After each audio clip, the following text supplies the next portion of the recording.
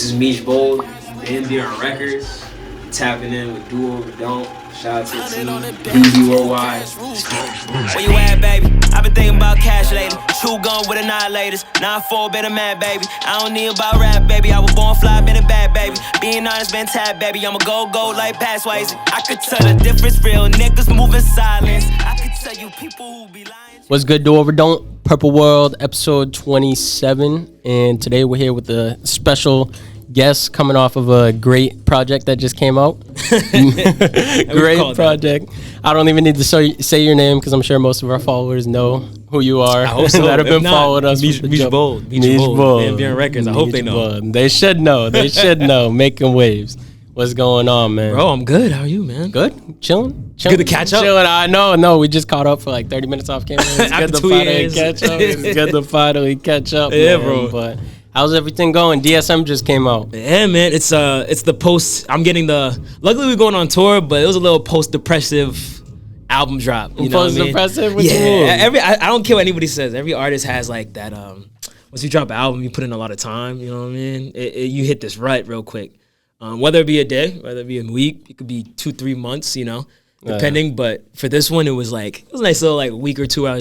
We went on at New York, LA and stuff. So it was just like we weren't recording actively. So then you're just kind of trying to like figure out what to do. You know, you guys were shooting mad videos and stuff though, I thought. Yeah. We have a couple videos in the tuck, so that was good. It's just tough because when you know, especially in that collective, everyone's mind is kind of like, all right, I'm already thinking about I got a beat pack some over other here, shit or something like that. Because you drop something, producers start reaching out. Yeah. Yo, let's send you a pack. That shit on that verse on that's crazy. So it's like difficult kind of for you going from work mode where it's like recording, and then it's like the post album drop where it's like, okay, now we got to do videos, we got to do a press, got to do interviews. You don't like that part of it? Personally, it's marketing. Like I know I love marketing, but it does compromise a little bit the workflow process. Because same thing with tour. That's why you always hear artists say it's so hard to make shit when you're on tour because you're just on the go and you're trying to experience cities and life and et cetera, et cetera. So you don't like tour that much then? Bro, I love performing. You love performing? I love performing. It just sucks because you have to literally compensate unless, you know, you are up and you can get a fake setup, you know, in a tour bus. Yeah. But we don't got tour bus money yet. So it's going to be interesting just kind of going on those 3-4 cities. I think 6 cities, but it's 3 days. So it's not as bad. You know, how impactful do you think like traveling? Because I feel like the past 2 years, ever since Bad for Press dropped, you guys have just been in a different state every other week. It's impactful because traveling is essential. I would tell everybody to do that. Like even you, that's why we were just talking. Go to New York. Like even just Rhode Island, whatever. Like traveling, moving around is just alone. It attests to your flow. It will attest to your flow, your swagger. It impacts the music because it's a life experience. So. I remember before I was scared. Like, I didn't want to do that. Really? Yeah, bro. I didn't go on flights for like 7 years straight. Damn. Yeah, did you mention this in the previous interview? Maybe. I feel like you might have. Bro, it sounds familiar. Trust and believe. Like, even then when we spoke, we didn't go on tour yet, you know? Yeah, no. So it's just crazy to just see when that one trip did. And we did headline, did 4 cities, I think, real quick after Bad for Press. And it was just like, I was like, yo. We were in the studio LA till 6 a.m. Like it felt like my innocence was intact again. You know what I mean? Because you're just taking risks. It's very fast paced. So it's extremely impactful, bro. Hopefully more people move around. What do you think your favorite place is to work besides here? To be honest, it's a battle between New York and LA. Because they live for that. Yeah. You know what I mean? Whereas in Brockton. You get compromised a little bit by studio time, studio spaces. They're a little bit more liberal, so they're like, "Nah, we close at 2 a.m. Damn, it is what it is." Right? So, but New York, LA, I mean, you got they're vampires, bro. They don't sleep. And they don't sleep, bro. It's like it'll be a session 5 hours in. You look up, it's 1 a.m. It's like, yo, let's go smoke and come back, and you're just like. I'm like, bro, what? Like, dudes are still trying to go like that. So, that to me, and I love that. Like, I'll record forever. I don't care, but I don't have that happen oftenly when we're back in Massachusetts. It don't really happen like that. So it's a battle between New York and LA for sure. So you were saying before, you guys are so all over the place. You haven't even really been able to like lock in person. What's that been like? Like, what is it? Sending opens to each other? How did you go about doing that while being on the go so much? Man, so DSM was really just the conversation started out. It was supposed to be 3 songs. 3? Yeah, it was gonna be just like a little pack. What? Because we were just like, we need to get something out. It's been 5-8 months, whatever it was, from Black Wall Street when it dropped in August 2021. So we're like, yo, let's just drop some shit. Cooked up some stuff, and we're like, it could be better. What were the 3 songs? The only one that survived was BFM. Damn, really? Yeah. That's one of my favorites. Yeah, appreciate that, bro. It was we made like 5 to 8 records, and the only one that really stick was BFM. Damn. Yeah, bro. It was dark. It was just like whatever. And then we went back, chilled, and then we came back. We're like, all right, let's do one more session. And Felix came back in town, and then we just cooked up like for like 3 days straight, and that's when shit started going crazy.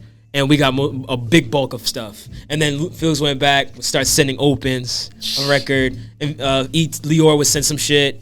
I would send some shit. Luke would send some shit. Giles would send some shit. And everything started going off that, you know. But that's what it really was. It was just, yo, here's a verse. Me and Luke is on it. And this time around it was different because Bad for Press was, I got to have that. You know, someone's dropping on it if there's 2 people.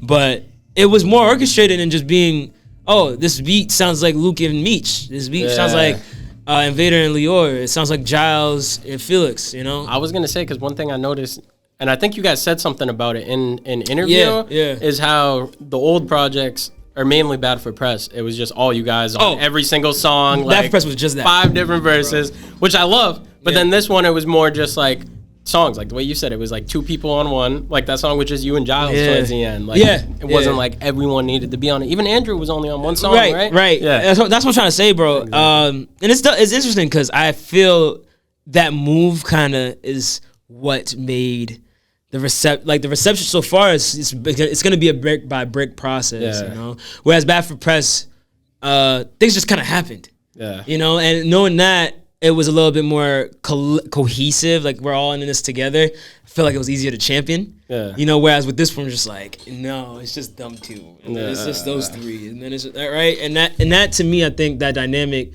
It's not Bad for Press. Like DSM is not bad. It's complete. I think it's the most different project you guys have dropped, bro.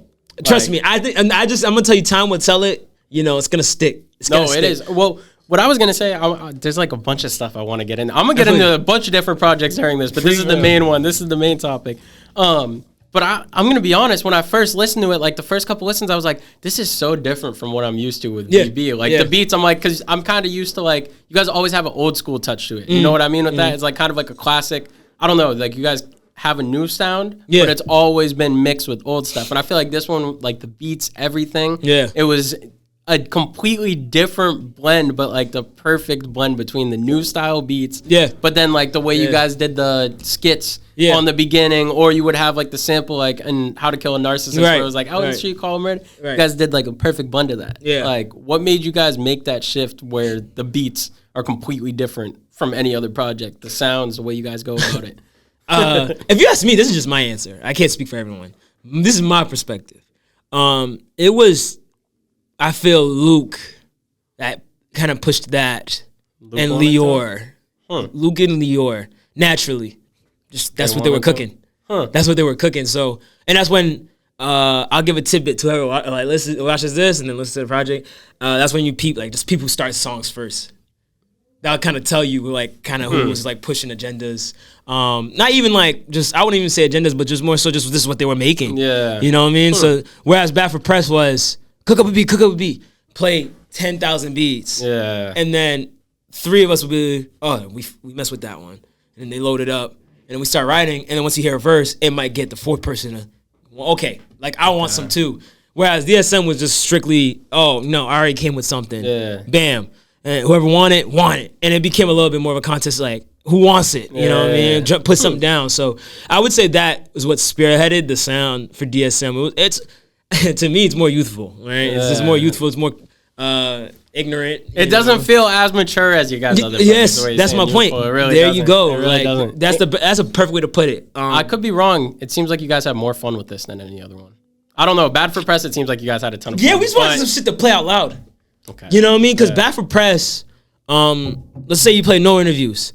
at a function. It's just raw. It's just raw. I'm not looking for trouble, just raw. So it's just like that dynamic of seeing how the people responded to it. It connected to them when it came to like you're playing it in your car, listening, workout. It's but when we played it live, it was lit too. But then I think we just wanted to be like, F that. Imagine if you could put now a little Haiti and then play the source afterwards and then play war mode, or then you play Nobody's Safe and you could play medic and foul after. Like to hear medic, like we do live performance and you do medic and then foul, like it's like I haven't seen foul live yet. Bro, that's what I'm trying to say. So it's a little bit like, all right, let's just combine these noises and make it loud and just go from there. And that loud shit makes it more fun by force, you know. This one had a lot more loud shit, right? Except for the later half. The later half was like more your style. More your style. Yeah. That outro, bro. Felix's verse on that outro. Bro.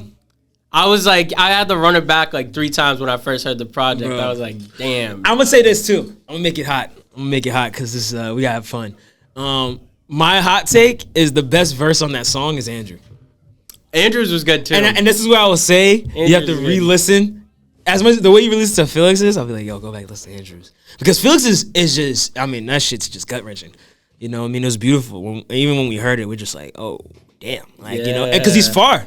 He's far away too. So, reality, you know, that's just our reality. So it's just like, damn, like, I feel that. In the moment, I think because just Drew was around, it's on the third. But as time went by, my friend was just pointing it out. I'm like, holy shit, the concept, what are you even talking about? It just sounds crazy. But those two ending that record, like, to me, that's probably one of the more, one of the best deep cuts we'll have. Like, everyone I know that's like a true VB fan has just been like, yo, the outro. The outro, that's what everybody's saying. That's all it's there for. It's a lot. And even the name, like, If My Sins Were Good, it was just dope because it was just like, I think they took E.T.'s If My Sins Could Talk, and then they mixed it with Good Evil. So then it's like, If My Sins Were Good. That's and then it was just like, it was initially just I didn't even put that together. I thought it was just a take. I forgot about it. Yeah, it was just them two at the time. It was only their record. Yeah, that's crazy. And then we're like, yo, fuck that. Let's make it the outro. So I was going to say that because how you were saying it was only their record. For this project, were some of the songs people's personal songs and then it was like, okay, we're gonna bro, that's what I'm saying, bro. Yeah. That's what I'm saying. Like, the sound it was, to me, like, Lyor and Luke had a lot to do with the shift. And, that's crazy. maybe I don't know what the third person might be, but between those two, I just remember it was loud. Yeah. They were very loud with a lot of the stuff that we. Giles always been loud, right? Right, Giles. Anything that sounds like Giles, you know he was involved. What was it? Backdoor. Right when Backdoor came in, I'm like, okay, Giles is opening. Giles opening. Right when I heard the beat drop, I'm like, Giles is starting this shit. Right. It's not even a question. Exactly. So it was dope. And then like War Mode, that was him. Source, him. You know what song we got to get into? You already know what I'm about to say. Which one? What's the other one people are talking about besides the outro? Yeah, Pac is crazy. Movin Like Pac. Pac is crazy. Like, that song, bro, I think that's my favorite on the project. Bro, the beat, that production is probably my favorite. I don't know how you chopped, Latrell chopped that sample up. What is that sample? I don't know. Bro, I was playing it and somebody, like 3 people came in my office. Whenever that song comes on, someone will come there like, what the fuck are you listening when they hear that? Bro. It's like, I'm like, bro, it's high pitched. I don't know how he cut it up, but bro, Movin Like Pac, that's just, it speaks for itself too. Just that song, bro, like, but just the overall vision of the song, like, you gotta go back and listen to it, but you just like, I don't know, that song, something about it is just so deep. I think out of all the songs you guys have dropped in like a 10-year span, like you go look at this 10 years later, that's gonna be one of the songs people are like, yo, this song in particular. Yeah, it's swag too. Just the name, like Movin Like Pac. It's just like, bro. It's just I thought once I saw that concept of it, I was like, I have to get involved. Yeah, and it's just and sample shit. Anytime I hear sample, I'm like, all right, I didn't know a soulful sample. That's when my name calls. So, dude, it's just like, it has like a braggadocious attitude, but then you listen to the words and it's so like pain filled. Like it's so pain filled that it's so deep. You guys are doing a video for that, right? You already, because I saw E.T.'s picture with the money where he's like, money ain't my god. What was it called? I'm trying to remember where he shot that. We haven't shot it though. You haven't? I don't remember what that was for. I can't lie to you. I was hoping that was the next video, man. You might be onto something though. I was hoping that was the next video. I didn't think about that. You're onto something. I didn't even think about that room. I forgot he did take that picture. We might have been just somewhere, like a fun house or some shit. I thought that he was shooting a video. That's hilarious. For that. That's hilarious. Yeah. That song though, man, I'm telling you. Bro, trust me. That sample when I heard it, and then Felix talked about some real shit on there. The lyrics, I'm telling you, everyone just read lyrics. I hope we get more into that culture of just Rap Genius, a lot of people tap into it. So, but you just hope that people can see that VB especially. There's a lot of personal. Everything's personal. Even the. That's why you guys are what you are, bro. Right. Everybody that listens, like, there's very few people. I'm not even going to say names in particular, but a lot of people know who the names are. There's very few people in this state, even in the industry all around, that are competing with you guys on a lyrical scale. Yeah. Right now. Yeah. Like, unless we're talking about old heads or something, there's not many people that are putting as much effort in the lyrics. That's what I'm saying. And it's dope to hear that, because I see the blend in between. It's modernized, but it's still raw, historical, right? Like, there's still there's we're definitely students. We always say that we're definitely students, but even if you're in VB, and let's just say you're not that student. I lied. Honestly, everyone in VB is a student. Like, we talk about music and hip hop, and we'll go in depth. It's like it'll be like first take type of conversations. It's very personal, like thoughts and opinions of like, when did this shift happen? Like, why did this not work for that artist at that time? And then you start digging, and debates happen, and it's so dope. So that we could do that for hours, as a collective.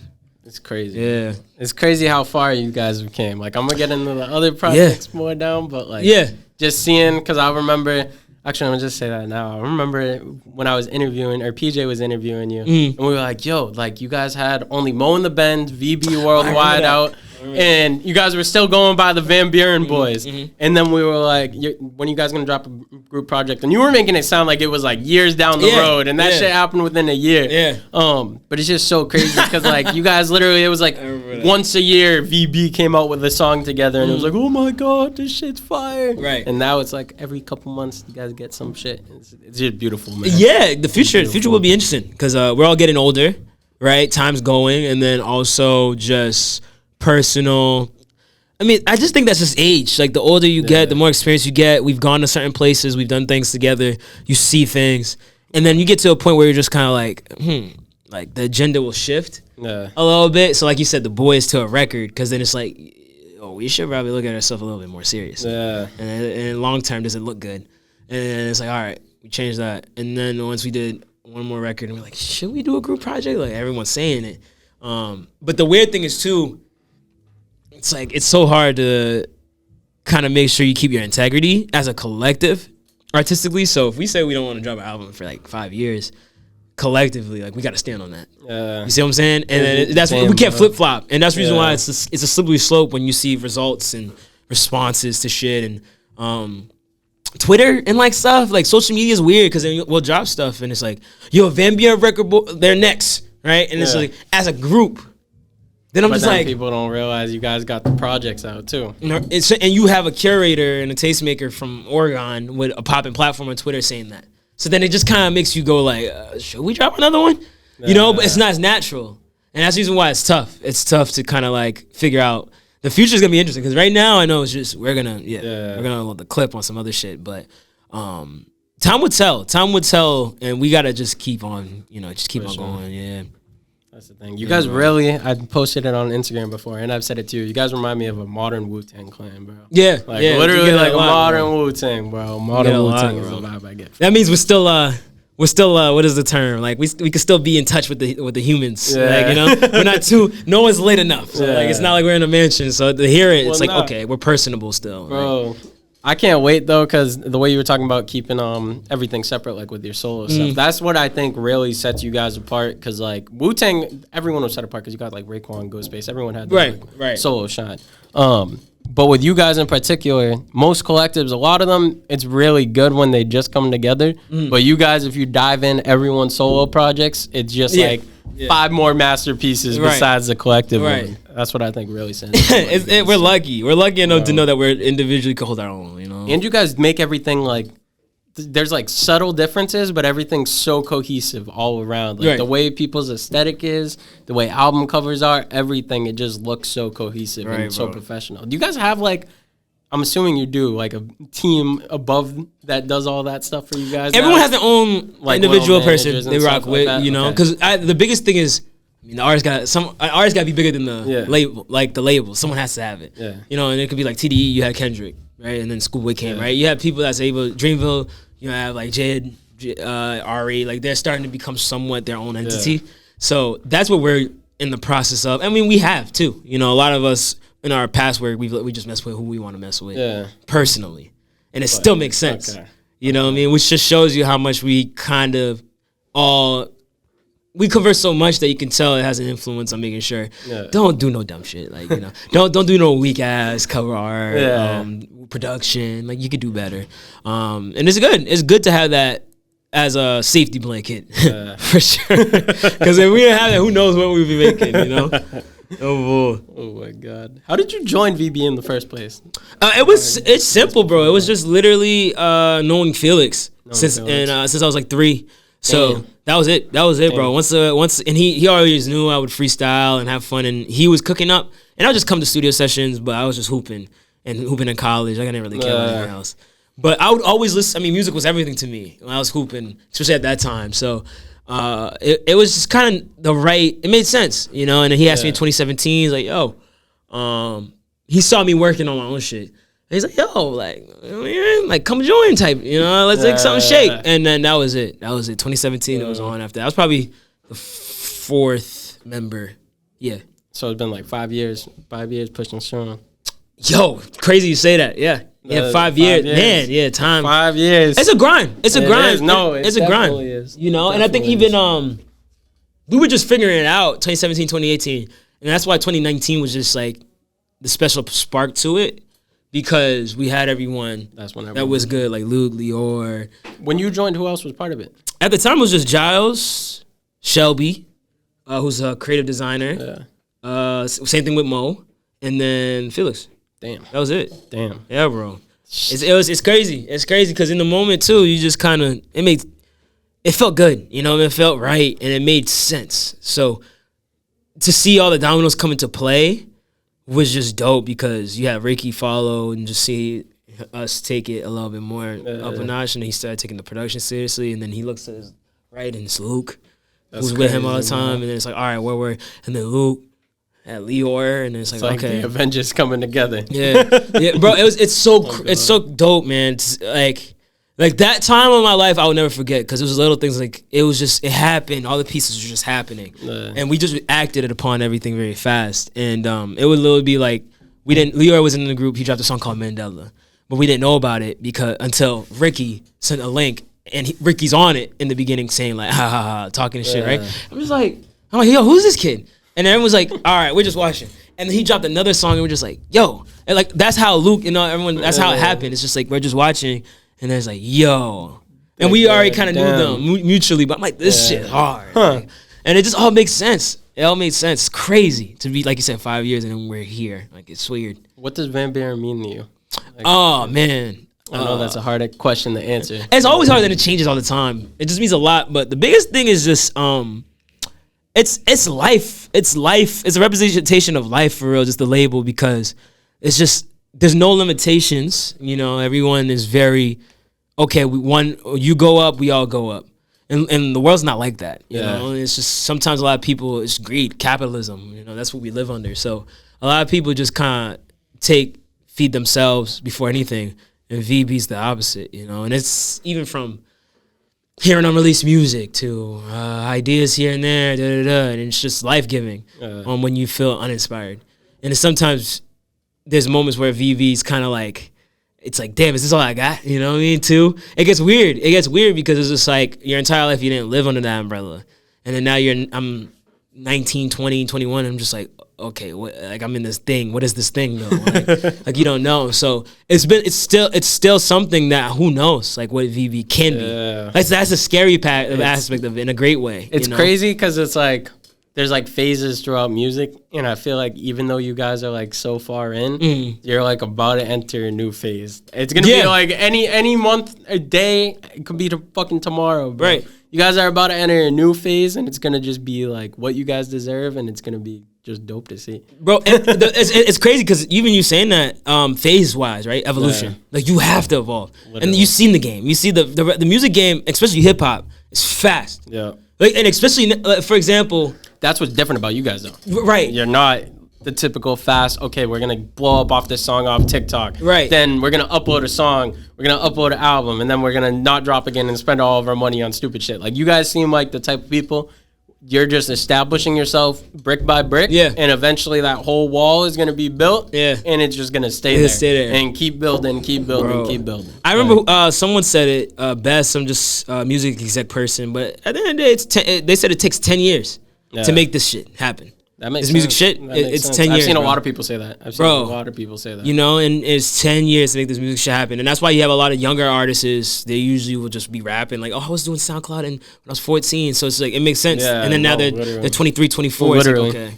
Makes sense. So it's just, it telling you, man. That I agree with that statement. 100%. I do too. Yeah. Felix said something too about in that verse that we were talking about. He said something about a decade. You've been doing it for a decade or something. Yeah, himself. I know. Facts. I know. Facts. It's crazy. Facts. It's about to be touching the decade. It's crazy. And the love of the game, man, that, especially him, especially someone like Felix, you know, that's why just being involved. And when you say what VB means to me, I mean, I've known Felix since I was 3, bro. So it's just like to see him have a concept that he's willing to just go to the wall for. So is he the one who started it? Him and Giles, you know what I mean? It was like a cohesive thing. And then like Shelby and Mo. They made Van Buren. Yeah. Right? And then Van Buren Records was like a Felix Giles thing. Because it extended into let's just go beyond fashion. Okay. So it originally started out as fashion? Yeah, just fashion. Just that's it, just be fly. Bro. That's it, nothing else, bro. Like, damn. No music involved. It's just be fly. How long was that a thing? Probably like 4 years. That's crazy. Yeah. That's crazy. Like 3-4 years just making shit. Talk about fashion, the DSM drop. Like the way you guys did that with Midas, that was dope. Yeah. That was dope. Yeah, Giles was the one behind that?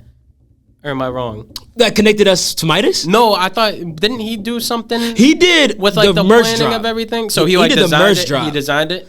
No, he just did like the BMX concept. Oh, okay. Right? Okay, like he did Mo did the design. Oh, okay. The connection from Midas was Invada. Invada? Yeah, because he just knows him. Like he knows bangers. So it's just like it was easy to just make that set up. But they're the future too. That's the reason why Midas is fire. Shout out Midas CJ. is. I mean, man, it's just even just y'all do it, y'all over here, and then Midas. Like it's just the youth is still got it. You know, the youth will always have it. But it's just weird because the older we get, like okay, I'm 27 now, and my thoughts are a little bit more. It's like you said, it's maturity, right? But like DSM was. Honestly, they played a factor. Like I could say, like you connect with the youth and you see Midas and you kind of feel your innocence again, right? And then Luke's still there. Like there's still 2 sectors, like an older group of VB and a younger group. So it's just like those guys recognize these dudes, and it's like let's tap in. And it gives us life, you know, because it's like who gives a fuck? We're here in Watertown doing this event, you know, who cares about that other shit? So and you're building your own hub, same thing here. So you're building your own world, your own culture, and that's the future. That's the future. That's where we're going. You see it with Web3. You see what they're trying to input. So it's like you have your military, you have your team, and just grow from there. It's inspired. It could leave a lot of inspiration behind, you know. What are your thoughts on like the Massachusetts scene overall? Creatives, just creative scene, right? Yeah, like creatives in general, fashion, everything. It's tough because it's very different sectors, and there's all the sectors is hierarchy, and there's just politics and just it's tough. But personally, it's in its best state overall. Yeah, overall, like forget who co-signs who, like just genuinely who's making some shit. Massachusetts is being where it's at right now. It's been the best. Yeah, that it has been since I've tapped into it. Definitely. Now. And that's across the board. Like, we could talk back in the days, you had Velvet DeVoe and those people, Gangstar. Like, they made their own impact in the 90s, but it was really only, like, them. And then, like, it's hard to... Now I can generally point to probably a handful of people that I'm like, yeah, they got something going. And that wasn't happening. And it's only growing. It's only growing. And hopefully the more that we go, I just want to see the youth get inspired by that. So I just want to make sure that the Massachusetts scene is just connected from... top to the bottom, and you can never know. You may never know, like, who's gonna be inspired by that. All I hope though too is we'll keep working and we'll break the glass. We'll break the glass because we have artists that has broken the glass, and the industry doesn't care for mass. So then when you have them talk on big platforms and say Massachusetts, they're like, who else is popping there? Like, and it doesn't help, right? So the more the merrier. You know, the more people pop. the more I know like the It Rich just and takes Marys. the right person too. Right, It really that's what I'm takes the saying. right Because you person. had the Stizzes, Rich and Marys, the Bias. Like, there's Yeah. people that are generally making noise, and then there's other artists in general and other demographics. But we're just talking hip hop. Yeah. You just need 4, 5, 6, 7, and then now you look. It's like you God. can't avoid it. No, That's that's it. the thing. That's It's all we're only a missing. matter of time, bro. It's a chain reaction where it's like I always say this. It's like Miami or some shit. Yeah. It's just gonna be a hot spot where it's like period of time. Hopefully hopefully a decade period of time where it's like all the hottest artists are coming out of here. I agree. But I I agree. really feel like that shift is coming. Also, how you're talking about inspiring and like the youth and shit. I see compared to when I started doing this alone, I see like 20, 30, maybe even more times the amount of people doing this shit. Like, I feel like there's so many creatives here. It's almost, we're so many steps away from being in LA or New York or something. Yeah. But it's almost starting to feel like that. Like, okay, say if I had a homie from LA and I wanted him to come out here, there's actually enough shit for him to tap in with, I feel like now. Yeah. And we're getting to that point. It's not there yet, but it's getting to there where there's a good amount of shit out here. I think the biggest thing is a great amount of shit, and there's a lot of people tapping in to this is the craft itself. Yeah. All I will say, this is definitely one thing I'll leave is I hope people just make what they want to make, genuinely. Like, I don't want to see someone just make some stuff that younger people, I get it, because even when I was coming up, I was just rapping like They're Kendrick. figuring it I'm out. just rapping like people are Kendrick. I didn't figuring it care. out, Like, I'm just like, I gotta rap like Kendrick, and that's how it time to always figure it out. starts. It takes time, 10,000 hours, So you come in and you sound like your favorite artist, but older you get, that idolatry shit gets out the window because it's competition. It becomes cutthroat when you meet, especially people in these spaces. So, I always would say if I went back in time, I just dropped everything that I made genuinely for myself and just see where it went, But you become so critical, and then you see another artist drop some dope shit, and it makes you just want to go back and refix some stuff. Yeah. And it's still those are the type of things that hindered, I feel, a lot of younger artists is that when I was coming up. You talking about that in general? How do you feel the overall industry? Because there's a lot of toxic shit. There's a lot of fakeness. Yeah. There's a whole lot of bullshit. Like, overall, what's your outlook on the industry? You guys also kind of seem like a fuck the industry type of group. Bro, which I love. bro, it's crazy. That's what's so raw about And it. it's so funny about it too is my view of it. It's really, you have to be able to be in camo sometimes, which sucks. You got to put on. It's still a business, music business, right? Like I've heard people emphasize that. So that's still in play, just like corporate, just like Nike. There's no difference when you're at a Universal Music Group listening party. There's still, you gotta show face in a certain way, and I know right now, it's really fast paced, and it's there's a lot of projects, there's a lot of work, especially the newer artists, like that are making the doper shit. It's very fast. So knowing that the wave, the music, the sounds changes every 4 or 5 months, it feels like. Literally. Which sucks to the overall spectrum. But I think now the commodity, what will be very expensive in 2-3 years, is, like I said, it's just the people that are making what they want to genuinely make. And you're showcasing your true self in the sense of personality. Like, everything can't just be about, it's just music. Like, if you have an interest in cartoons and you remember when you grew up and you watched that cartoon or da-da-da. Like, I remember watching Codename Kids Next Door. And I'm just like, bro, I want shades, like, #1. You know what I mean? It's just like, and I would use that. But that, I just put it in my own, like there's still an innocent part aspect of it. That's why I say the youth concept of just our youthfulness, we're just, sky's the limit. Who cares? But the industry is very, like, young right now, and it's, who knows who's controlling that. Yeah. Who's helping them, management, da-da-da-da. It's tough. So you have a lot of half-empty projects. You'll have 3 bangers and then 10, whatever. Yeah. Like, and that's what I don't like about the industry now, is that, I remember someone said it. It's very cookie cutter. Very cookie cutter. I remember it was something, I think it was like 15, 17 releases a month in hip-hop, like 4 years ago. And now it's 33. Yeah, there's 33 new hip-hop albums that drop a month. That's crazy. So when I'm like, holy, like, you know what I mean? Like, it's so oversaturated. Like, I forget, it was on the Shy podcast, yeah. We were talking about comparing it to how it was either, someone was trying to say it was harder at first back in the day when you had to go hustle, sell CDs and stuff. Yeah. But then at the same time, was it really harder? Because now if somebody really, really wants to make the music, you got thousands of people you're competing with that could get access to a cameraman. They have a phone. They could go make TikTok. They could find a million different studios. It's not all word of mouth. So it's like, you have everybody that has all this different shit that wasn't part of the industry 10, 20 years ago. So I don't know what's harder, but that's one thing with it. If people really want to try, they could do shit, but everyone's still cookie cutter with it. It is. It's still cookie cutter. And then on top of that, you don't really see a lot of development, you know, and I'm very pro. It was definitely harder back then because even now. Right? I think it was harder back then. Bro, there was some SoundCloud artists, I forgot the kid's name, but he had a dope song, and it's like, 4 or 5 million streams, right? Yeah. And you're doing Rolling Loud. And it's like, bro, Rolling Loud is it's one of the biggest festivals. And you see the crowd, it's like 20 people. Yeah. But you gotta understand, it's 20 people and it fits 5,000. So how does that look? And then in the 90s, it was just like, no, like you strictly had to do a room that was like this size. Yeah. You know what I mean? Like there was no above this unless you had a hit.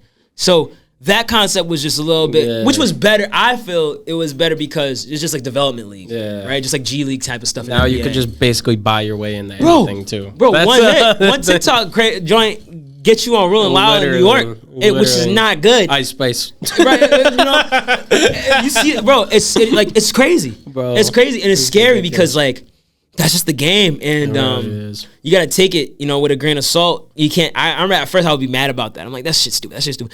But then in the same breath, it's just the reality. Like Ice Spice, you said, they had to roll it out there some way somehow. So it's like, yo, Fabio, please just bring her out there for first song. Because it's happening. It's happening. Because 3-4 weeks from now.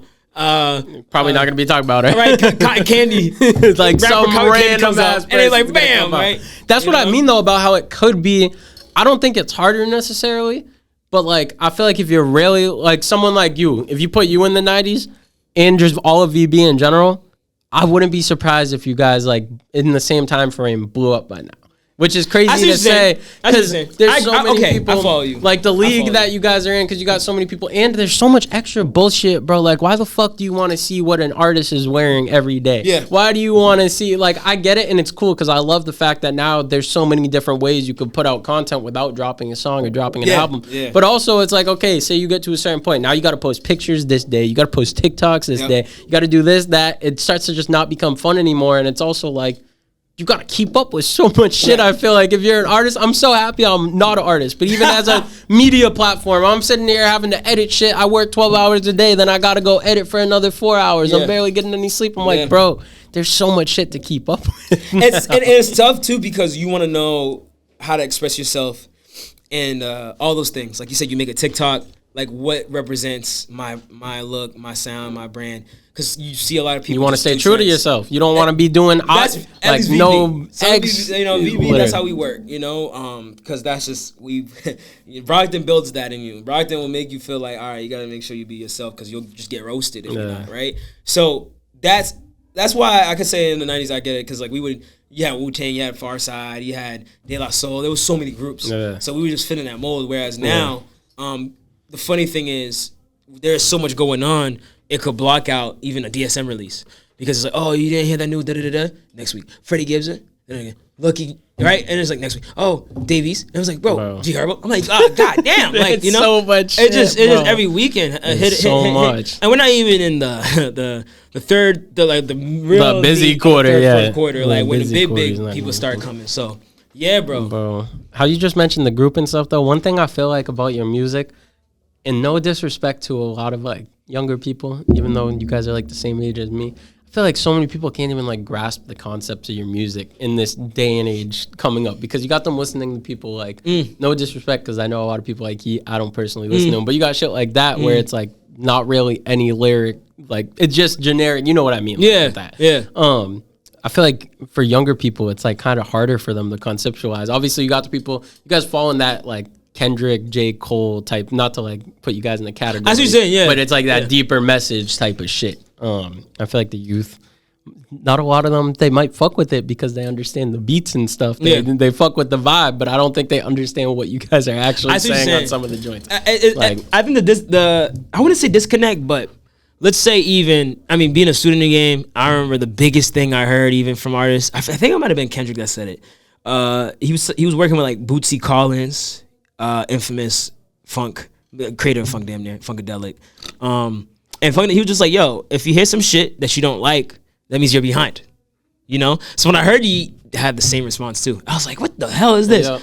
And then I was in LA, bro, and it was he was in the studio with his producer, and we were talking about Yeet because he's tapped in, and then he's just like, yeah, you didn't hear that song? He was like, I'm like, what are you talking about?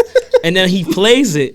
And I'm like, yo, no bull. I'm kind of mad because this is hard. Like, I was like, bro. Because I forgot the song, but it was just like, he literally did that. And I was just like, okay. And then I just started tapping in and just listening to the, because I was just hating. I was like, okay. I was trying so hard to hate it. You like that type of vibe, man. So then I was like, yo, let me tell you. And I came up on Cardi, Uzi, you know, Travis, whatever. Smoke Perp, right? Yeah. Like there was that time. So it's tough. It's tough to just be able to like drastically switch when you see these like the Cans and the Cash Dummies, maybe Santana, like they're everywhere. But I realize especially when you meet a couple of them or just see them in action and just younger, it's just like, okay, they're just young. It's a different thing too, yeah. They're just young, bro. Music is so different right now, crazy. Bro. It's like I don't even understand. They're I can't genuinely even keep good up kids. with it. Yeah, no. They're genuinely good kids, like, bro. It's some of the weird. best. Even though I hate like the whole social media personality thing, it's some of the best social media personalities that have been here since like the SoundCloud era. Yeah. I feel like. Yeah, bro. And everyone's like, how old is that? One of the kids you just mentioned. I know, like Baby said, was like 15. Yeah. I was gonna say he's like 15. Know? My boy shot a show for him, and he said there was like he brought like 25 like 16-year-old kids on stage with him, bro. Like there was mad young kids. And it's just and in that time you couldn't even imagine, you know, you're 16 once upon a time. Imagine even doing Middle East. Imagine being that big. Come on, bro. Imagine selling out the Garden being like 15 years old. Bro, that's the reason why. Imagine how Justin Bieber feels. That's why. But yeah, bro, it's just it's stuff like that. That's why I'm like, the way the times in the music industry is going, it's very like what is hot right now, you know? And young people just don't give a fuck. Like, young people just gonna keep going. Older, like someone like me who I care about, like, I really do care about the integrity of my work because it will serve a purpose 2-3 years from now. It has. Like, I've seen people even connect with me from Barriers to Knowing, and that dropped December 2020. That's crazy. That's crazy. Yeah, it's just, and it's just like, it's a dude from Switzerland that just felt me. A dude from Switzerland reach out on the Yeah, you always have, bro. Spotify's scary. Like, Spotify will get you into anybody's algorithm, bro. Yeah. That's crazy. So it's just stuff like that when you people from England, Belgium, France, Nigeria, like it's all, that's all it's about. So it's just, that's what I care for, me personally. Bro. You know? Jesus Christ. You just mentioned Barriers to Knowing though. That and Speed. Yeah, the last joint. Those both, we'll talk about Bad for Press and Black Wall Street after, but those both dropped in the time since we saw you. How was it going about making both of those? Barriers was legit 10, 11 straight months of focus. Damn. Every day. Like, it was just my life. I didn't care about anything else. It was real shit going on. So I just was secluded. And COVID happened. So I was just in the crib every day. And I was already in the crib every day before the COVID. So it was just, I was going through some shit. And that's what Barriers came from. And that's why, to me, Barriers is my baby. Like, that to me was me trying to just, okay, I'm going through something, get signed. Like, that was my thought process at the time. Like, just make some shit that's going to get you signed.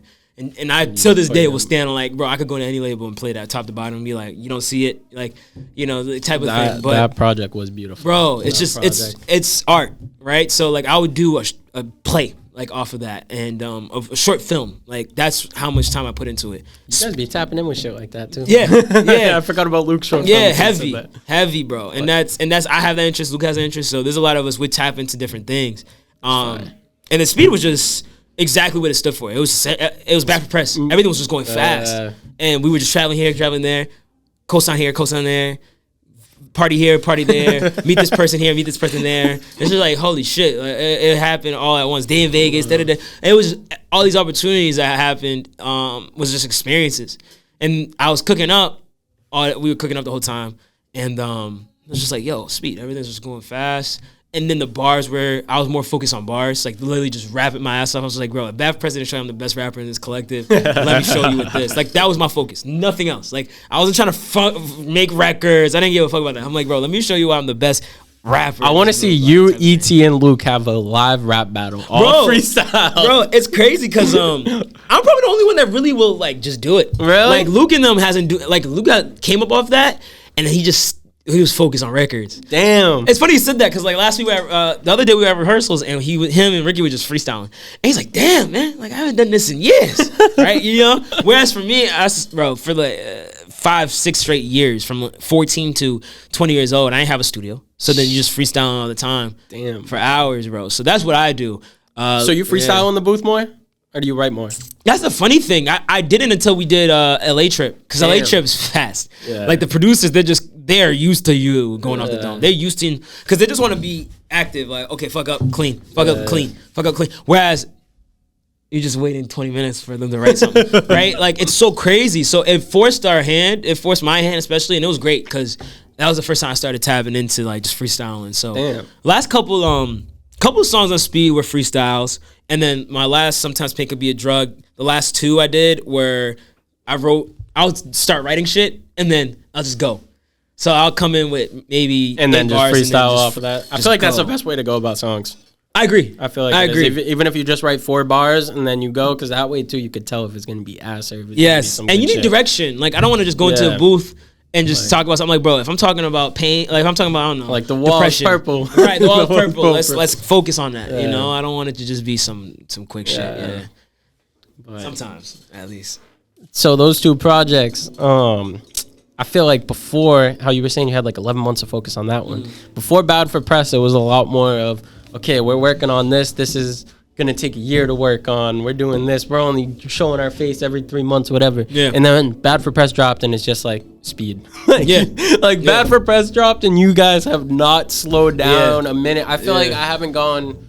Maybe there is in between albums, but I feel like I haven't gone more than a week without hearing you guys' name. I'm also playing your music all the time. Yeah, I was about to say. I'm also playing your music all the time. But I feel like it's also because you guys have multiple members. And VB is always in the rotation of whatever I see on social media. Yeah, bro, it's crazy because we did that, and then we didn't drop as a collective since August 20-something, but 2021, which was Black Wall Street. Black Wall Street. Yeah. How was that with Aziz?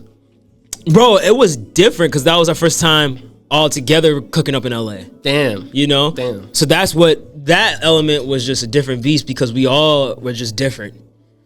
You know what I mean? My favorite song on that, by the way. Fingerprints? Bro, it's so crazy because when we made that, I was everyone focuses on Cult, but for some reason Cult's it's like a tie, but that one I like more sad shit. Bro, I like more like vibey, like I like the raunchy, like you know what I mean. Yeah. Like it's a time and place for everything. Bro. It's really just Black Wall Street was really just us exercising our vices. And Invada was just introduced right there. That too. And Invada was a great addition to and it was the right thing to do, shit like that. So that was my thought process for real when we saw that. But a lot of individual shit was released, you know what I mean, the last year. Like there's a lot of events. I dropped some shit. Luke dropped some shit. You guys only really dropped singles though, right? Besides you dropped a mixtape. I don't think anyone else dropped a project there. No one dropped a project. Right, correct. You just dropped project wise. You were the only one. The mixtape was the last thing that happened as a project. I'm surprised. I don't know why it happened that way, but it just did. I don't know why I feel weird not dropping. Yeah. In a year. Like I remember when I first started, I told myself I would drop every year. Like why? Like my favorite rappers are that. I almost forgot that because I haven't even looked at. I have a bunch of questions written, but I just love genuine conversations. So I haven't looked at that. I meant to ask that. What's your thing with EPs? Because you haven't dropped an actual besides the mixtape kind of. You like EPs? No, like what is top to bottom album? No, bro, I'm very perfectionist. Albums are serious to me, bro. I mean, there will be one day though. I know. Yeah, I can't explain it. It scares you, gives you a little bit of anxiety. Because I don't want to fuck around with an album. Albums are serious, bro. No, I know. And it sucks to just know that the culture has shifted into knowing that you have to drop sometimes even twice a year. Yeah. Some people do. But for me, I'm like, bro, I want 10, 12 songs of a masterpiece in its own right, and then you live with it, you know? Yeah. It can't just be, yo, here's some records. Like, that's what Mixtape, the speed was that. I'm like, bro, I love these records, but they're not album worthy. Yeah. So let me just put them out and just see what goes where. And that was all it was. EP-wise, it's just me also prepping up a little bit to make the album that I want to make. Because I'll have a sound, and then I'm like, I love the sound, but it's not the album sound. And then you just get and I'll just let it go. Like, yo, EP. So are there songs? Are you the type of dude you got mad songs in the vault that you got some crazy good ones that you've been holding on to for years for the right timing, or do you just like to get stuff out there? Specifically this year, Nah, it's quiet for that. I don't got shit. Like, I don't got something that I'm like, oh, this is like, I gotta hold This is the one. Nah, this year was different. Last year, that was speed. Like, I was like, oh, these are some shits I gotta get out. Yeah. And that did amazing. That helped me a lot. When did it go on Apple Music? Because it was only on SoundCloud like a for a month while. or two. Oh, yeah. Yeah, I personally, I already saw a shift in SoundCloud coming back. So then I'm like, yo, let me just keep it on SoundCloud only. And that helped me a lot because people still had discovery on it. So I was like, okay, you don't really need to die by the gun of Apple Music and Spotify now. Before 3-4 years ago, it felt like that.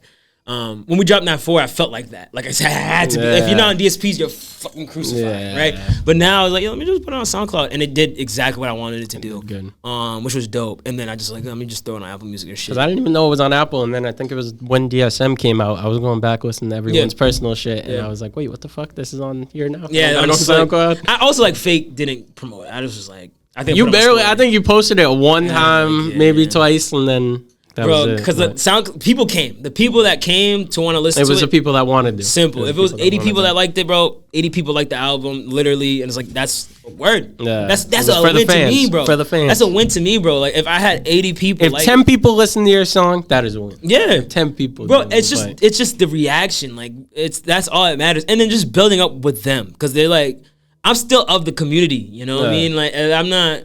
Just because we fly here, this, that, and third, there's no disconnection. Yeah. I could still walk into a Good Life bar in Boston. You guys are very tapped in with the community. Bro, we have to. Really are. Lyor is very privy on that. I haven't asked anyone, too. You guys got that certificate from the fucking city of Brockton. Oh, yeah, last year. You know what I'm talking about? That shit was dope. It was just recognition certificate like, yo, see you keep working. And ever since then, it's just kind of like, there's a line of communication. With the mayor, which is fire. It was just dope to just have what's the scene in there like? Because Brockton, I'd say honestly, 30% of the people that come through here are from Brockton.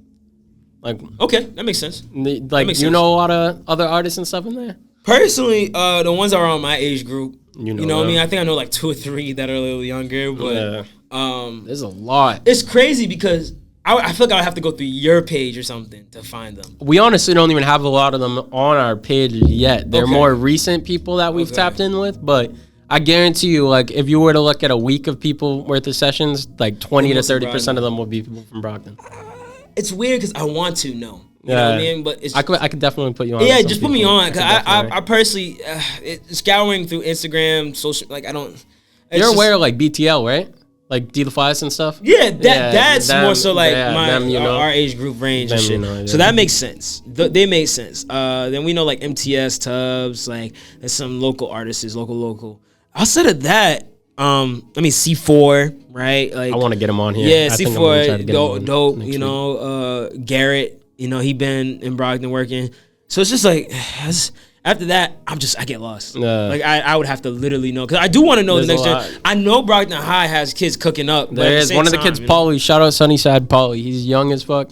I think he's 17, either 16 or 17. But he be coming in here like every week, produces, engineers, everything, and he sings, rap. He's good. Bro. See, and it's like we don't even know. Yeah. I don't even know that. There's a lot of random people. Those are people like I want to be tapped in, have a communication with them, and just really Johnny Finesse. No. See, I don't know, bro. I gotta send you some people. Yeah, you're gonna have to send me it, bro. Cause I mean that because I genuinely don't. Yeah. We tapped in with some kids from like Dorchester, but they went out their way, like they reached out. You know, like I don't think I've heard of like a lot of Brockton kids reaching out. DMs, you know what's so crazy? Talking about knowing people from Brockton, there's so many people I meet from Brockton that don't know who you guys are. Yeah. But all the people from Boston and stuff know who you guys are. Like, there was some random kid. I was at Jamba Juice in Cape Cod. Mm-hmm. And I was like, yo, like, he asked where I was from, and I said whatever, and he said he was from Brockton. And I showed him Van Buren. He was so shocked. I showed him you guys, and I showed him D. LaFlyers, because I showed him the Little Baby song. Yeah. And he's like, this is in Brockton? Bro. And if he's watching this, shout out to you. I forget your name. But literally, like, he was, like, astonished. He was just sitting there scrolling through the VB Instagram for, like, 10 minutes while I was waiting for my smoothie. It's weird. It's weird. I don't know how maybe just doing events and little, like, organization collaborations with people that do, like, sneaker drives or something like that. You know, but we'll be able to sneak it in there. But, because I know we got shit that they'll love. Yeah, no, definitely. So it's weird. Definitely. That connection will happen at some point. Maybe just we we break. You know, once we break, it's like, oh, they from Brockton? What? Yeah, talking about crazy. So that's probably what it will be. Yeah, that's probably what it will be. Especially all the Brockton references you guys got in there. Bro, it's too much. Wait, speaking about references, why the hell? You didn't do any, I don't think. Everyone was talking about come out the womb, like Felix, like, Bars, Invada, and I think E.T. all mentioned something about the womb on the DSM. Bro, everyone, it might have been just because of Invada on Cult. Like, it just like passed that disease. I don't know why. Everything's all about when I came as a baby already. All right, bro. Like it's funny because it sounds good on rap, but I'm like, bro, sound bad. I was a baby. I didn't know what the fuck was going on. No, it does sound bad good, but I was listening. I think this was like 3 days ago when I was listening. Because literally, when I tell you that's all I've been listening to besides our release, that's all I've been listening to. And I'm like, yo, I think literally like everyone except Meech and Giles mentioned coming out the womb on this. I was a baby. I was just a baby, bro. I don't got.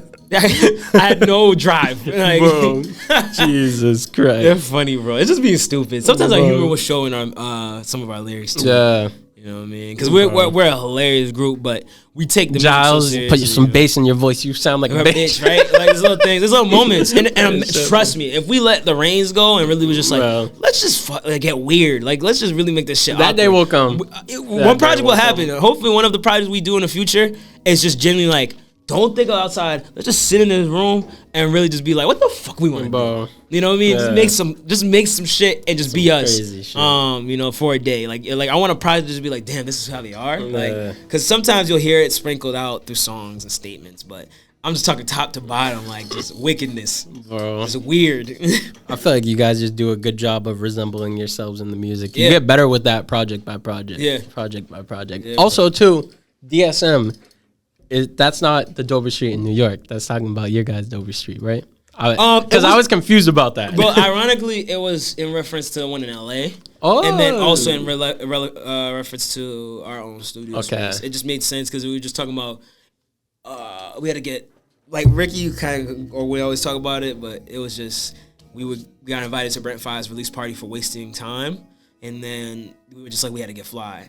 And then it just made us feel like we were really close to just breaking through. You know what I mean? We're like, damn, we are closer than we think. Yeah. And that type of shit, that's why like you have Lyor kicking that door in that bitch. Yeah. Right? Like we had to come out like that. And that's when I was like, okay, we killer intro. That's what I'm trying. And killer it was perfect. Intro for the project. It was perfect. And that's where I was like, okay. And then Dover Street, you know, the studio space and represents of that. And then also Dover Street Market in general has different like sections. Like, okay, this is Tom Ford. Okay, they got song, right? Different styles, different color palettes. And that's what we felt like we did with this one. It was just different. Okay, Invada, Luke, Lyor, Meech Bold, Giles. Like, okay, this is blue, this is red, this is yellow, right? So it was just that's the reason why I connected. Like, that's fire. Yeah, that's fire. Something different. It was a different ass name for sure. Yeah. It definitely was. You talking about Brent though? Like you guys being tapped in with him, tapped in with Stiz, tapped in with Bia, having people like that. I don't know how much you guys like go to them, but having people like that is sort of like connected to y'all, being able to go to them for advice and stuff, how impactful do you think that's been for you? Or just even the little tidbits of advice that they've given you in certain circumstances? Bro, it's usually, you know, the advice in certain circumstances because what people need to know, when you're at that level, it's busy. Yeah. There's rarely any time to socialize, especially with, you know, people. We're third party people, you know what I mean? We're just of mutual friends, and then next thing you know, it's like, okay. So that's why, I was saying, like, Lost Kids, those are the people. Like, that's fam. Like, they genuinely support us, from the photographers, Mark, Zoo, the artists, Trey Amani, Juan, Brent's brother, who acts, directs, all that shit. So those guys, we connect to them. Like, we chop it up with them all the time, because they're grinding just as much too. Like with you. We're all trying to break that level. Do the same shit. So, and the same thing with Bia, because we're very tapped in with Aziz, who's her main producer. Yeah. And you guys know John Glass? Yeah, of course. He was over here a couple weeks ago. He's bro. Cool. Oh, damn, that's crazy. He's I got tapped in with him too. We did a 2-3 record. I think he did some stuff with Black Wall Street. Huh. I didn't even know that. Because him and Aziz are tight. Damn, I didn't know that. Yeah, he's one of the coolest engineers I've met from around there, bro. He's everything. He's mad cool. Trust, bro. Very great story too. How he came up. But yeah, those guys are just in passing. But Aziz, that's the homie. Like, I can hit Aziz right now and we talk for 30 minutes, right? I was gonna say, what producer do you work best with? Since you just mentioned Aziz, I would say off gut, Ricky, which was most of Speed. He did most of Speed, and then second would be Drew. Andrews. I like those two. They just have both what I need. You know what I mean? And it's gonna just get to the point where I master it because I'm trying to figure out. And Keyron's he a beast, but I haven't interfaced with him too much. Yeah. But I already know Keyron don't miss. Keyron has never missed because he's just musically a genius. You know? I remember. I think I met him at the Bad for Press release party, and I was like, I went up to him. I didn't know how to say the name. I was like, "Yo, you're Kirk Kalani." That's hilarious. Kalani. You're Kirk Kalani. I mean, yeah. I was like, I look like the biggest idiot. Bro, trust me. I know he probably passed it off. Like, that's good. Bro, trust quiet dude, bro. Musical genius. Like, bro. Truly musical genius. Because he was only on, or he was on a good amount of the Bad for Press, or I think a couple. Yeah. But this album, he did a lot of, right? Yeah, I know this album he did Nobody's Safe, The Army, The Navy. I love that song. Yeah, that shit was hard. Catchy as fuck. Weird ass song, but so fucking catchy. Yeah, it was so weird. And Invada was saying girls hate it. That's what I'm saying. Yeah, I think that's really where. Maybe two more. That's what I'm blanking, but yeah. Yeah, Bad for Press, he was heavy. Yeah. Because he did Medic. He did Medic. I mean, that's all these dudes need to know. Girls want to have fun. He did the one for the Brain Dead. He did that too, That was Mike Hector. Oh. That was Mike Hector. He did the intro. It is what it is. I'm bugging. It was that. Too. He played the keys on the DSM skit in the back. Yeah. But he's someone, trust me, bro, he's a maniac. Like, he's a true musical genius. Like, I'll put Keyron against Pharrell. Damn. Like, in my sleep. That's a bold statement. Trust me, in my sleep. That's a bold statement. No bull. That's come from me bold. Shit. Yeah. Talk about that. How'd you get the name? Bro, I mean, I think when you guys talked to me, I was just going by Meech. Yeah. I believe, but it was always pushing the bull, the walk bar. It was always my my Instagram name and Twitter, because I always connected to that when I was younger. Because I was never that. And naturally, I was always hesitant and afraid and scared, anxiety, whatever. And I was just like, man, I always would see people succeed. And they were, like, it's weird to say, but they were assholes. Like, almost damn near assholes. And it's just, you were just so locked in. And then I saw that, and I was like, yo, there's a trait here that's just so bold. It's just loud. It's just abrasive, confident. And once I seen that, I already put that on my Instagram name when I was hooping, like in 2013. Damn, bro. So I just always had it there. And then I was just like, one day, rapping wise, I didn't feel as confident for a while. And then once I got confident, I'm like, yo, I am what I say I am. Yeah. And that's what I feel Speed did for me heavy. So that really solidified for me when I just kept on saying it. So now you're gonna hear me say it all the time. Damn. Like, especially on my music. Like, I'm gonna say it every time just because I believe in it more and more, you know, the more I rap about it. So it's getting there now, and it's helped my lifestyle too. Fire. You know what I mean? Go out there. Fire. Meech bold. What's the little, is that your page? The thing whenever you post a bold, you tag this other little page? Yeah. There's a process. It's a project for the album. It's a process for the album. I'm trying to make sense of it. You know what I mean? It has to, especially now I'm trying to figure out just form of communication and tech, because it's shifting. Yeah. You know, TikTok's making it shift. Even Twitter has certain cultures that shifted. Like before, now it's meme based. Like I remember tweets, it was just tweeting. It was just tweet, but now it's meme based. And then Instagram was just photos. And now Instagram's taking the TikTok-esque element of it in the real aspect. So, oh my God. And just selling. The engagement with the Reels is crazy. Bro, crazy. Like, and then, you know, e-commerce companies, all this stuff, it's like, it's just a different lingo. So I feel what's gonna be missing, I mean, it's missing now, it's just you need something that's just directly your direct thoughts. Yeah. Like it's just dope to post your direct thoughts like you used to. Twitter used to be that. Twitter is that, but it's like realistically, like Twitter is hard. I feel like the hardest thing to build a business off of right now. Yeah, extremely more personal, which is good. Yes, it's a little niche. You don't need it too much. You know, Instagram and TikTok would do enough. You know? So that's the biggest reasoning to why I'm like, all right, like I had to attack that, make that page, and also it's just a true statement. Like I will prevail. It's just it was a dope thought I had, especially when talking to my boy Maury, who was really tapped into like Moorish culture. You know what I mean? Back into this like being just I didn't even mean a Negro, like not even a nigga. There's like a Negro, like Negus, like just the Egyptian times, and I was like eyes, like your eye. Like, and I've seen a lot of shit. Like, we all have, you know what I mean? Wow. And I believe, like, that's the most valuable part of our body.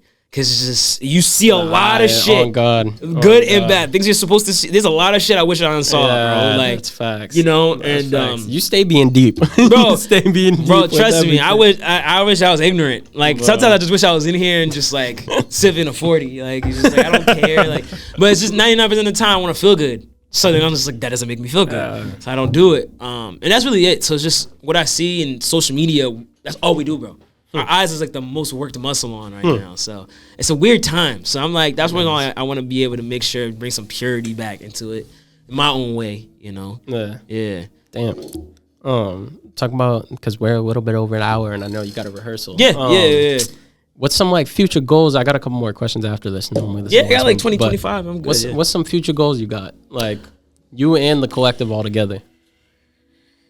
Man, personally, I can start there. Personally, I want to be able to just continue creating the team that I'm trying to create for, you know, the Meech Bold concept, which is, you know, you have creative designers, you have stylists, you have photographer, which I have. Like I have my man's Fool.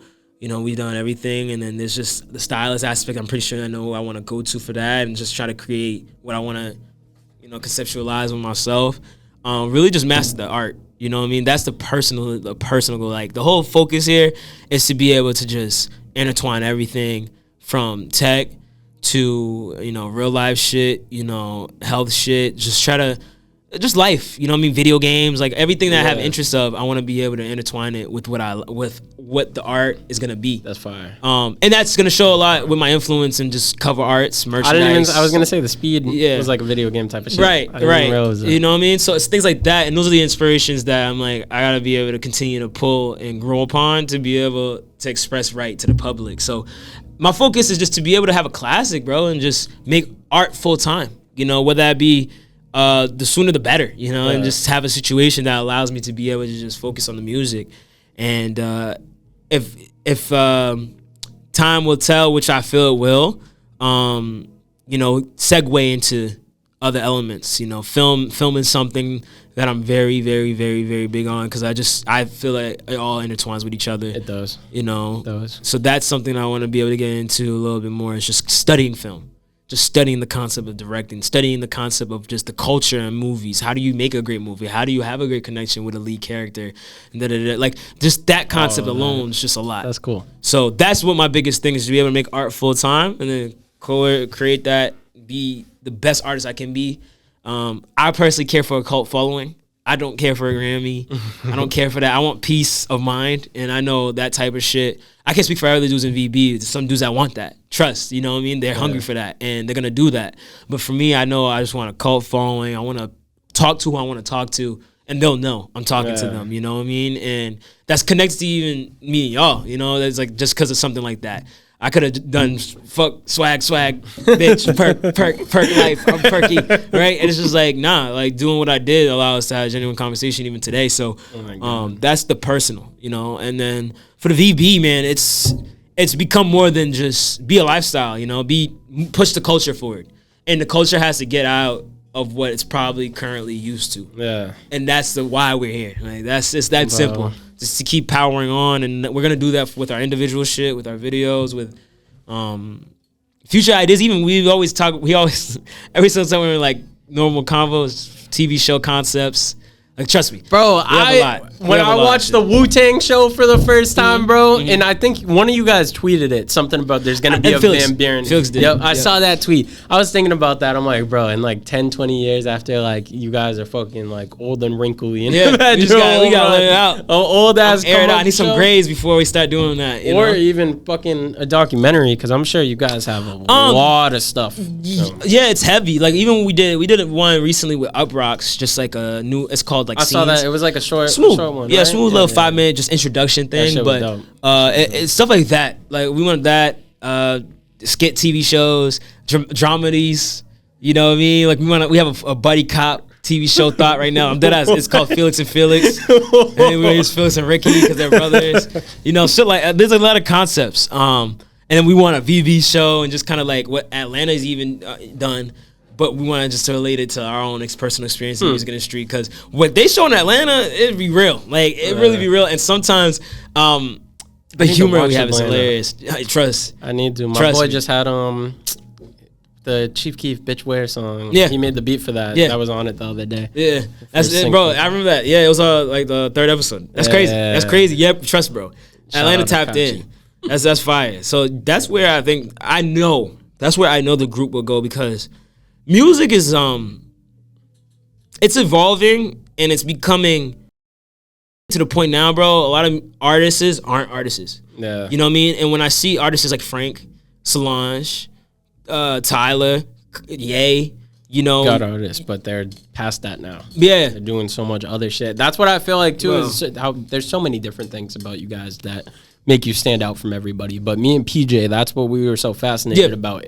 There's the music layer. You break that down. You got the fashion. Yeah. That was like around the time Luke was doing that short film shit. Yep. You even got Ricky with the fucking, I don't know if he does it anymore, the fucking CMOS. Yep. Like, there's so many different layers of shit that you guys are doing. That's what I'm saying, bro. And he does like a little talking podcast series on Instagram. I haven't even seen that. That's what I'm trying to say, bro. Like, it's just spreading it. And, Giles used to blog, right? You know, so it's just now we're getting to the point where, I mean, specifically, for me, it's just studying to be able to know when to hit right, you know? Because film, acting, all this stuff, like, I know there's a lot of things I can do. But you have to be honest to the art. You can't just do it like, I want to act. And that's what I feel like a lot of things is happening. I want to rap. And it's just like, I want to produce. And then you don't really make any sound of your own. You just kind of like hear this one guy that did something for him, and then you just mimic it. And you learn Pro Tools. Yeah, you learn Ableton. You learn how to record yourself. That's great. That's amazing, bro. But, you know, as we get older, individuality and knowing who you are, that's going to bring you a lot of peace. Definitely. You know? A lot of peace, bro. What do you, because earlier you were saying how you used to make, when you first started, you were kind of making music like Kendrick. How did you go about finding your sound and finding who is Meech and learning how to package that? Man, it's about who you're around. Easy. There's you can make a billion, thousand, trillion songs, but the biggest thing is who is by your side, you know, from friends and support system, family, all the above, artists. Luckily, I have VB shit.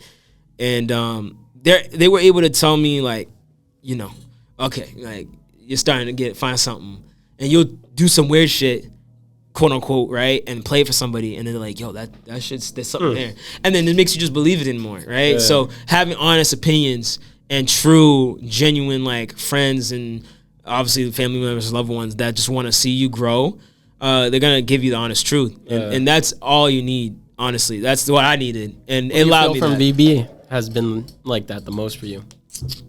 I spent a lot of time. A lot of my conversations kind of stem from Lyor and Luke. When we talk about music for real, and Ricky, because we'll always talk about evolution of, let's just even say, college dropout, yay, to graduation, yay, or we'll talk about Drake from Thank Me Later to Drake to Take Care. You know, like we'll dig deep. We'll dig deep and have random conversations.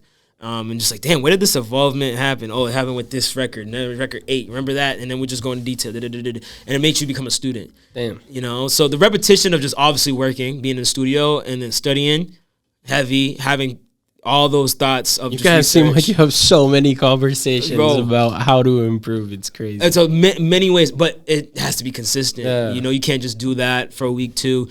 Being in the studio every day is half the battle. Yeah. You know what I mean? Working hard is really half the battle, bro. It's the understanding to be able to sit back and try to understand Kanye's My Beautiful Dark Twisted rollout, A$AP Rocky's Testing rollout. Like, you really want to understand the aspect of how do you connect business to the music. And the art. To the art. You know what I mean? Because there's music, then there's art, and then there's the business. So what does it look like? What does it sound like? And how does it make you money? Right? So it's layers, and that's what definitely got me out of being like, okay, Kendrick already did this. Kendrick already talked like that. Kendrick talked about the Black Plight and To Pimp a Butterfly. He talked about Compton, you know what I mean? So if I came in and I just talked about Brockton, oh, you just sound like Good Kid, Mad City. And that's why you get passed on. A lot of artists get passed on because they'll talk about Tennessee. Yeah. And it's true, but Kendrick just did it the best. Yeah. And he did it first, and he did it great. So once you have moments like that, you're like, okay, you have to just shoot. You got to let it go. You got to come up with a concept and just believe in that plan. Yeah. And if it doesn't work, you know, you learn on the fly and you learn from experience and you try another concept, which is dope. Yeah. So that's how I got lucky out of it, bro. Just those 3 things. It's just, and I'm still trust me. Like even now, I don't rap the same way I rapped with DSM. Like it's just you rap fast. Completely different all the time, bro. Yeah, it's like fast. you've just constantly been shifting styles. Like, yeah, especially too, you make some vibey ass shit sometimes. Yeah, like, bro. Like it's crazy because I want to just make an album of vibey shit, but my spirit just hasn't let me yet. Bro, you be making that. I said this to someone else on a podcast. This is the genre I call it, nighttime smoking music. Yeah. Driving down at like 11 o'clock at night on the highway, pitch black out. Yes. Fucking might be a little girl, not legal, but maybe a little girl. Right. You know what I mean? Trust me, Gabe. That's my life. You know what I mean? That was the last 6-7 years of my life. Was just I was dolo. Yeah. I was dolo, so I'll do a lot of driving dolo and just sometimes it's just like you said, I'm deep or whatever. I just be gone. So. That's where my spirit goes. So when you see the vibey stuff, I have to be in the scene. I have to party. I have to vibe with this girl. Go after this girl. Get in some shit. Da-da-da. It's like that's my experience, and that's how you get the futures in them to be they're masters at what they do, right? But for me, I already know what I'm currently great at. It's just my life. So yeah. Evolving. Also, too, how important do you think visuals are? How fun? Like visuals in general. Like not how fun, how like important do you think? Oh, how important? Yeah, everything. Like we're all visual now too. Everyone's. Bro, the videos ever since Bad for Press came out, like when I saw, was it Medic, the one with the girls and shit, bro? Yeah, I was like, yo, these motherfuckers, like, who the fuck are you using for videos? But Rico didn't shoot those ones, right? No, Rico hasn't shot a video yet. She's shooting something soon off of DSM. Okay, but she's fire. Bro. Yeah, I gotta get her on the girl podcast. Yeah, right, that's easy. Those who C4 her people, they'll respond. But yeah, visuals is everything, especially from like you want to be able to depict your style too. And I know that's something where it's always ever evolving because Bad for Press and DSM, they're 2 different things. Black Wall Street, all this stuff is just, it's not the same. So I know for us, for DSM, it really is just like the swag. Like you want the element to be just like, oh, this is so cool. Medic was just kind of like a situation where it was just the idea was different and kind of just like, why the fuck you're in the office? Yeah. You know what I mean? It was just something different, right? And I think Medic was crazy, bro. That's what I'm trying to say. And I know the biggest thing that's interesting is we've moved past it. So, but it's always hard because the public will be like, "Yo, Medic's crazy, and then we would drop, I don't know, Lil Haiti, right? And it's just like I love that song. It's like, bro, and it's just trying to make the visuals match it. You know, you need the visuals. Cause I remember when we dropped Game Banger remix and we dropped Rutland. It was a very simple concept, and it was like it matched what the song was. Yeah, foul. Bro, foul, right? Right? You see what I'm saying? So, and it's just you got to stay true to it. No matter what the numbers say, because numbers is not even lit anymore. Because trust me, you got dudes doing numbers and you can't even do 20 people for a video, right? So now you're on a bill as the opener, the third opener for this main guy, right? It's trust, man. It's a different beast. Like the music game is a different beast. So when the visual aspect comes together, it's just staying true to it. And like I'm happy you say that. Like it's like, yo, it's still we haven't gone Hollywood yet. You know what I mean? So it's still there. It's still there. And the videos we have in the tuck, we'll do the same thing. It's like it's VB. It's VB shit. You know what I mean? It's nothing like don't do that, bro. Not yet. You guys better not lose the rawness. Because when I first heard the project, that was my first thought. I was like, this is not as raw as the rest of them. Like, but it has that. It's so weird, bro. You guys' music is like just the perfect blend. Like I don't know how it's literally like you take a smoothie, bro. Yeah. You throw rawness, you throw perfect like industry sound, you throw good beats, catchy songs, good lyrics. It's just all blended together fucking perfectly, bro. I hope one of these days, God willing, we do a project and it's just I'm talking rap. I just want it to be like I want you guys to do some straight spitting shit. Like literally not one word wasted. Cause like you do all barring out, not even hooks on that. Not even hook, bro. Trust me, DSM. Cause you know, and DSM Bad for Press a little bit, but DSM it's just like we try to make records. Yeah. We're trying to make records. We're in LA and we hear How to Kill. Like yo, this is. Like, hold on, shit, like, bro. It's the head, you know, like, kicking that door, that bitch. We ain't gonna let it know. And it's just like you hear beats, you know, you hear certain beats. I'm just like, all right, like we can get played anywhere if they're playing this shit in the DJ set. You know what I mean? So that to me solidified us in the sense of we don't got no slappers. I'm like, bro, if we go to NA DJ right now, I'll throw 4 records off of DSM. Whereas Bad for Press, it's just kind, it's very personable. It's it's very personal. I think that's the reason why we even connected. Like, it's just you experience what I experienced in at the same moment. Bro, so, that shit which is dope. So beautiful. Which is dope. Wake up in the morning, G. Right. Right. It's fire, bro. So, yeah, the rap, that's going to be on my wish list for the VB project in the future. Okay. Just rap. Okay. Nothing else, bro.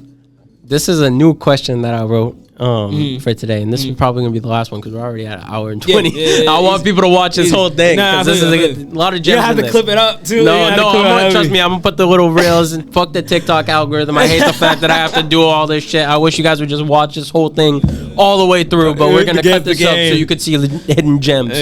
Go take me like 3 hours, but.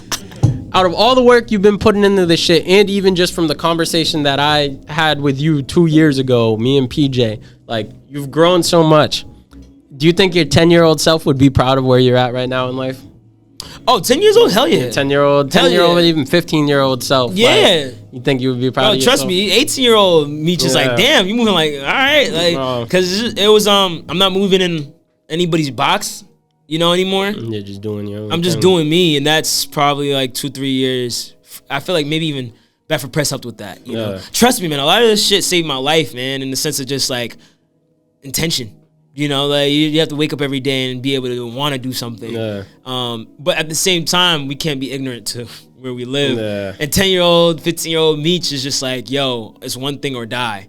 Right, and me being wiser now, it's really great to be multi-skilled. Like even what you just said, bro, like pressing shirts, and then you're able to do this, and you're able to edit it on for a reel and go on Premiere Pro or DaVinci, and right, even management. People call you for a space. Like you have to be multifaceted. You have to be, and it's like that's the biggest separation I realized. If I went back to younger self, I'm like, bro, go take that karate class real quick. Like, keep playing 2 sports. Like, I remember I played soccer my entire life, and then I was like, I just love ball so much. I was going to say, I feel like, dude, because last time, I could be wrong, you seemed like a little bummed out when we talked to you about ball and stuff, and I feel like, am I mistaken or not? That's not even like a thought for you anymore? No, at that time, it wasn't. But now, this summer, like my boy Fu and I, he was like, man, I want to get in shape. Every week. Yeah, bro, every week by force. And then I personally will touch a ball every day. Damn. Like now. Like now, the last 2 months, I'll wake up, I'll work out, and then I'll make 200 shots. Whether it even be just right next to the rim and just form shooting. Like that's what I used to do. But 10,000 times worse. So trust me, I would be in the gym for hours. But just touching and feeling that, and then I can easily get back into that because I did it for damn near 10 years straight. Like every day. Bro. So it was just when you talked to me at that time, that's that post like when I stopped playing college ball. It's not as competitive. You play men's leagues. Like I want to play in competitive men's leagues where it's just like they take it too seriously. Because I know what life is. But I love competition and just learning. So that's the biggest thing for me. And now I got it back. Like March, I started hooping again. It was over, bro. So I feel that's the last string of my innocence. Like let's get it. Like so I hooped today. Like before I came here, that's why I had a Gatorade just to like feel okay. You know what I mean? Shit. Yeah. I forgot because it's every Sunday. But you be every Sunday service. Every Sunday. Yeah. So and it's dope because I've had even managers, like music managers, rappers, just pull up and just hoop. And it's just competition is still needed, and we could do it in the studio, that's cool, but making music competitively and doing stuff like that, it's not as it doesn't grind you. Like whereas in basketball or any other sport, it's like a direct competition. Bro, it's direct and the results are immediate. You fuck up, you'll know. Whereas in music, you can just be in a studio session for an hour and it's like, damn, I think we just wasted our time, right? It's like you can't really tell how stuff goes in music. But in ball, it's just straight up, you can't hide, so that's the shit that I'm like I grew up on, and that built my character, and I lost touch with that. Even when we talked then, I did not touch a ball, bro. Damn, bro. I did not touch a ball at that time, and then this summer it was over. It got back. That's good because I remember you and PJ talking and you being like a little bummed out that you weren't doing any basketball stuff. Yeah, bro. It's funny because like it didn't happen 2 years. Time is patience. Patience is everything. Time bro. flies by though, bro. Time flies by because that conversation feels like it was 3 months ago. That shit was 2 years. Yeah, ago. bro. 2 years Shit ago. was crazy. You know, and everything arrives on its own time. Because then 2 years later, now I'm back in touch with it. Literally. But time is trust, bro. Like this separation. Like I could personally say I studied. I've written a lot. But recording wise, I haven't gone crazy this year compared to the last 2 years, 3 years. Because I'm just like trying to assess everything and just even listen to music. Best. You can't, because if you go with the same approach, it's going to be cool. But for me, I want to make sure that I don't waste my thought. And then even this year, dropping Bull Willow Tree, like I dropped that with Ricky and Lyor. And I'm just like, yo, it's my most streamed song. It's reached the most people. I forgot about that song. Bro, it's crazy. It's crazy. And it's done a lot in London, Australia, LA. Like, that's what I'm trying to say. Like, Mass is not even a top 5 listener. That's crazy. And that's what I'm trying to say. Crazy. Like, there's a lot of you guys listeners from out of state all around. For VB, that's not the case. It's Massachusetts. It's Massachusetts heavy there. Massachusetts, LA, New York, main carpet. But all the personals. Personals, everyone's different. That's crazy. Yeah. And for me, that shit, it's like, it's LA, Australia, New York. It's weird, bro. It's the hell, bro. And overseas, a lot of they still, what's the term? They're not as brainwashed. Like their commercialism is Skepta. And Skepta is still deep, you know. So they still have. They're not with the gimmicks. Yeah, they're not with that shit. They're with true art shit. So, bro, so that's the reason why I know my music will continue to do great in those spaces. I love those places too. That's good. You ever been to any of them? Not yet. I will. Trust me. I have my homeboy in London, bro. And the more I keep talking to him, there's a producer from New Zealand. The more I keep talking to him, you just see they're so personable, bro. And it's like these guys are like they've done shit, you know. And it's like I'll tell the producer, he was like little thing, like he was on FIFA. Damn. Right? And it's just like that's nice check. But to him, it's just like, bro, it's just the job, and let me go sip my tea and chill with my girl. And I'm just like, yo, that's so peaceful. You left your dogs there. You're watching soccer in the morning, right? Damn. That's what they do. Like, it's just you do the work. It's crazy that you're tapped in with people from all over and just seeing how these different people live. Bro, I have to. I'm telling you, biggest thing. Like, I'm gonna keep saying that. Just spread around, hit up people. Like, you're probably already doing it. But I always would keep pushing that on you and whoever. Like, it's just the social media. Like, even the other day, I wanted that Go record to be our house. Like, I wanted a house mix of it. Damn. Like, just remix, right? So then, me and Rick and then we were just talking about it. And I ironically stumbled on it. Yeah, just a house version. Some producers, you know them shits go crazy. A lot of, especially TikTok. Like, there's some things with TikTok I fuck with. And they'll remix that Drake shit. Right.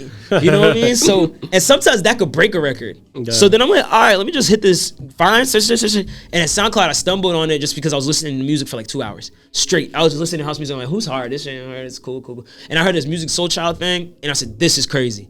Found the guy, his SoundCloud go crazy, but his Instagram, he had 200 followers. Damn. So I said, I gotta hit him up. And then I hit him up, sent him to go. He's like, yo, this is crazy. I'm gonna do it. Send me the snaps. Damn, bro. So then I'm just like, that, just like that. And he's not even from here. So there's a house mix now of that song. It's in process. Jesus and I'm Christ. telling you, and that's my point. And it's like the guy's from, I don't remember, he's not from America. You know what I mean? And they're like, they just enjoy it. And that's the reason why, to me, I love overseas a lot. Domestically, you already know. Like you just said, we could talk about Ice Spice, drill music, right? Everything's cool, but it's tough because corporate gets in the way, and then shit could become a gimmick. What's next? Who's next? What's next? Come on. Give me something hot. Right? Fresh off. Come on. Right? So I'm trust me, man. I hope everyone gets their passport. 20 years from now, you can leave the country. Hopefully, bro. The day you guys are doing tours in other countries, that shit's gonna be. I might never come back. Like VV, take that flight alone. That shit's gonna be crazy. Shout out to Millies. He just did some shit over in London and stuff. And Gio went with him. I know. Oh, it's a grind, man. Are you guys tapped in with him? I know Giles had a song with him a while ago, but he showed love. He bought a hoodie off of us. That's fine. He showed love though. Hopefully one of these days. We haven't seen him in person. I want you guys to get a whole posse cut song with Millies. Yeah, bro. That would be something the city needs. And even Bia on that shit. Yeah, trust me. Like, if you guys... We're trying, bro. We're trying. Trust me. There's some crazy shit, we're going to keep poking. Okay. You gotta get your respect too. So I guess we just like, all right, you don't think we don't got a banger yet? All right. Get back to it. We'll show it. We'll show improve. It'll come. Trust me. You don't have to say any specifics, but how I was saying, you got like a couple people that are already up from over here that you tapped in with. You got any records with them in the vault? I know Luke got some with Stiz that he posted before. Oh yeah, we did stuff with like artists that are like on that Jazz Cartier level. Yeah. You know what I mean? Nothing crazy. That Jazz Cartier feature. The Conway feature, too. The Conway feature crazy, but we were connected to his team, so that was just a dope connect. Yeah, but personally, we just be chopping it up with people. Yeah. Like, making it very personable, because, like, we don't want to just make music with anybody. Yeah. And even dudes we fuck with, we're just like, bro, we just want to talk. Yeah. And then that...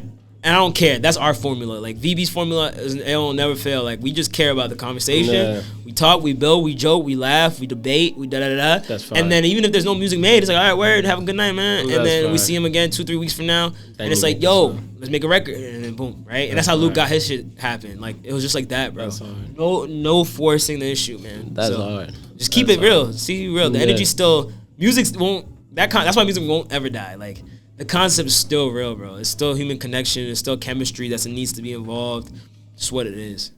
You know? Right. Yeah. Who's your, and this will be the last question before the outro. Who's your favorite person in VB to work with? If you... Oh, Luke. Luke? Yeah, me and Luke could be in the studio and make like 8 records in an hour. Damn. I'm dead ass. Jesus it's easy. Christ. And I think all the times, usually it's always funny because we contrast on a lot of records too. Like, Amer remix, like I'll be there and he's right after. Guy talking, yeah, he's after. Luke, foul, Luke goes, then it's me. Like, we have a great, I can't explain it. Like, I pick up what he goes and he'll pick vice versa. Yeah. Yeah, outside of that, everyone else is just like we work, but Luke's, I can't explain it. But like, we're personable in the same way. Didn't you and Giles have a project out, or am I tripping? Am I thinking of someone else? Luke and Giles. Okay. Luke and Giles. Giles, when I can say with Luke, that's with anything. With Giles, when it comes to like making like a deep love cut record, Giles, like that's easy. Like me and Giles, like he knows exactly how to we both know how to play our parts. But that's really it. Outside of that, everyone else we just cook to cook. That's fine. And that was my brother, so we're gonna still make some dope shit. You know? Like Lyor's on Bull Willow Tree, and it's just like we did that in 30 minutes. Damn. But it's like trust me, man. But if we wanted to do some crazy shit and like, yo, you do collab with him, like we could do some crazy shit. Like if Invada did something with Lyor, it'll be crazy stupid. If I did something with Luke, it'll be crazy stupid. Stuff like that. So yeah. That's fire. Yeah, bro. That's fire. But to end it off, what can we? Well, we already said, but your future goals and aspirations. Yeah. But anything we could look forward to soon? Any advice you want to give to anybody watching? Any shout outs?